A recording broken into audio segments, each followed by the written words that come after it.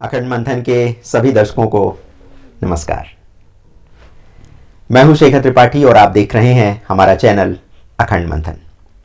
भविष्य मालिका के 14वें सीजन के 5वें एपिसोड में आज देखिए कि कैसे कलिकाल के अंत में 13 दिन में बच्चे पैदा होने लगेंगे, कैसे एक संगीत से लोगों को पता चलेगा कि कल्कि भगवान का अवतार हो चुका है, कैसे कैलाश पर्वत की शिला टूटने के बाद चंद्रमा पर एक बड़ा गहरा धब्बा दिखाई देने लगेगा, कैसे भारत के दक्षिणी तट से आक्रमणकारी सेनाएं भारत में घुसकर तहलका मचाने लगेंगी।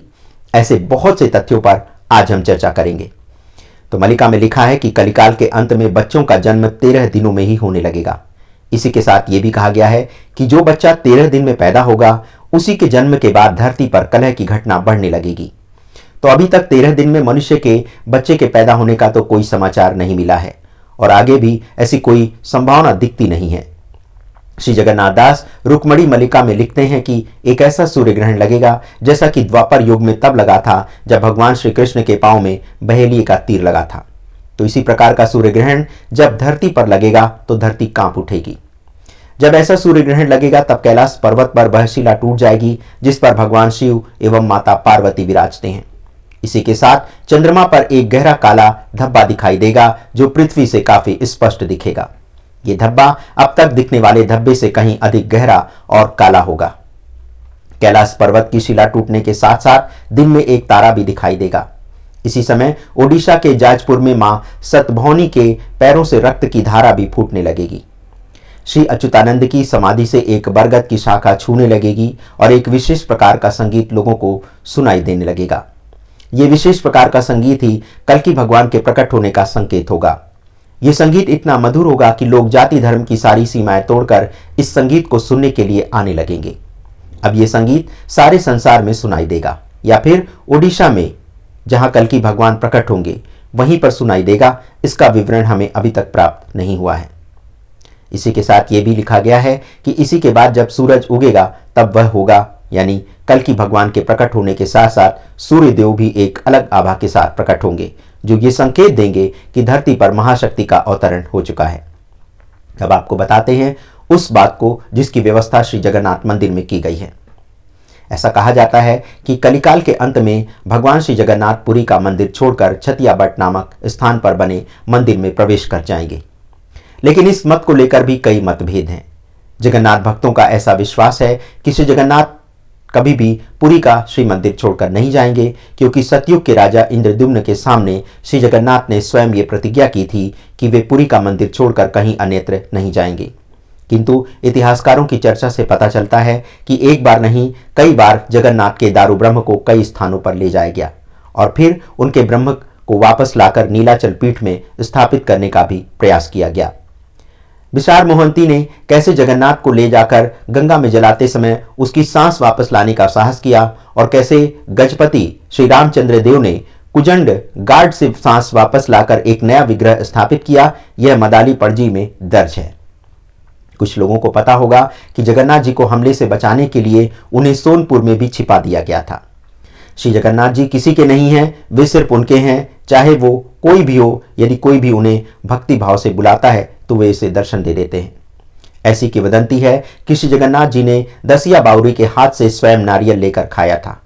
इधर भक्ति मुक्तिदायक गीता में ऐसे प्रमाण मिलते हैं कि जब श्री जगन्नाथ नीलाचल क्षेत्र छोड़ेंगे तब उसी समय मंदिर का बड़ा दरवाजा 7 दिन के लिए बंद कर दिया जाएगा। संभवतः यही कारण होगा कि 7 दिन के अंधकार की बात महाप्रभु श्री अच्युतानंद दास समेत कई भक्त कवियों ने लिखी है। इन्हीं 7 दिनों के अंदर जब मंदिर का विशाल द्वार बंद होगा तो इसी कालखंड में ओडिशा में भयंकर बाढ़ आएगी। इसी घटना के बाद चारों ओर युद्ध का घमासान मच जाएगा। उस समय भारत की क्या स्थिति होने वाली है, इसका विवरण हमें हादीदास की कली चौतीसा में मिलता है। भक्त हादीदास जी लिखते हैं कि 7वें दिन घोर युद्ध होगा और सुदर्शन चक्र शून्य अवस्था में चला जाएगा। इसी तरह बलिगांव दास की मलिका में इसी बात का समर्थन करते हुए लिखा गया है कि 7 दिन अंधेरा होगा और ये किसी बड़ी आपदा के कारण होगा। अब भीम वोई अपनी चौतीसा में लिखते हैं कि युद्ध के 7 दिन बीत चुके हैं, सैनिक अपनी तलवारें लिए आगे चल रहे हैं।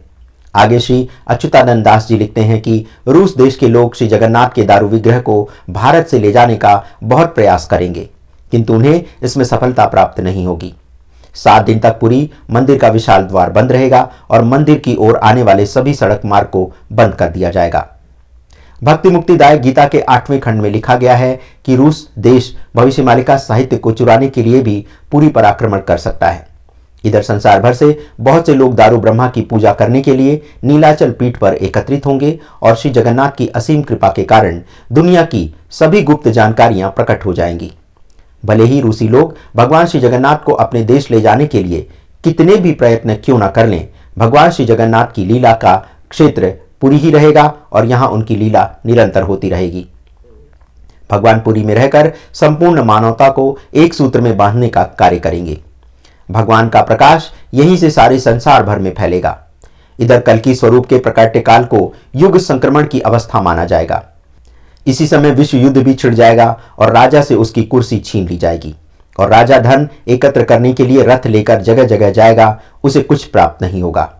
यशोवंत दास की मलिका में लिखा है कि भगवान मंदिर मार्ग को नष्ट कर देंगे ताकि कोई आक्रमणकारी मंदिर की ओर ना बढ़ सके। यशोवंत दास की मलिका में यह भी लिखा है कि भीषण संघर्ष में कोई भी उसे पराजित नहीं कर पाएगा।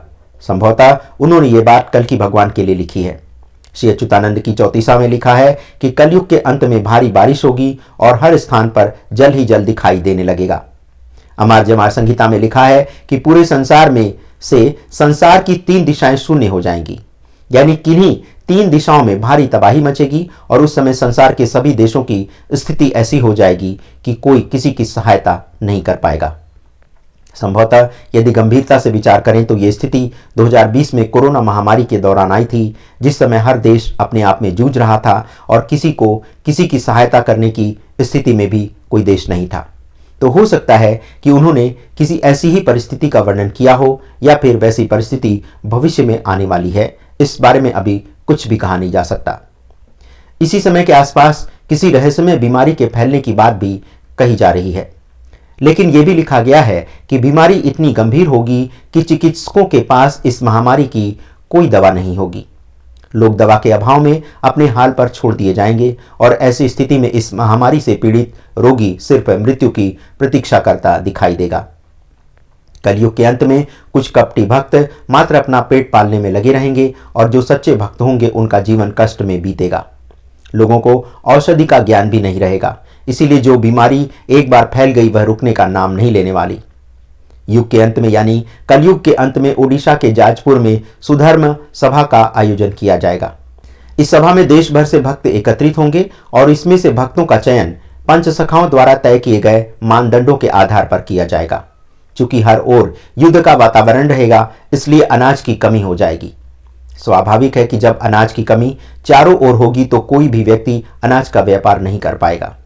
इधर अनाज की कमी से समाज में लूटपाट और अनाचार की घटना बढ़ने लगेगी और लोगों के द्वारा किए गए इसी पाप के कारण समुद्र का जल स्तर ऊपर उठेगा और इस जल स्तर के ऊपर उठने से ओडिशा देश के बाकी राज्यों से कटकर एक द्वीप जैसा बन जाएगा।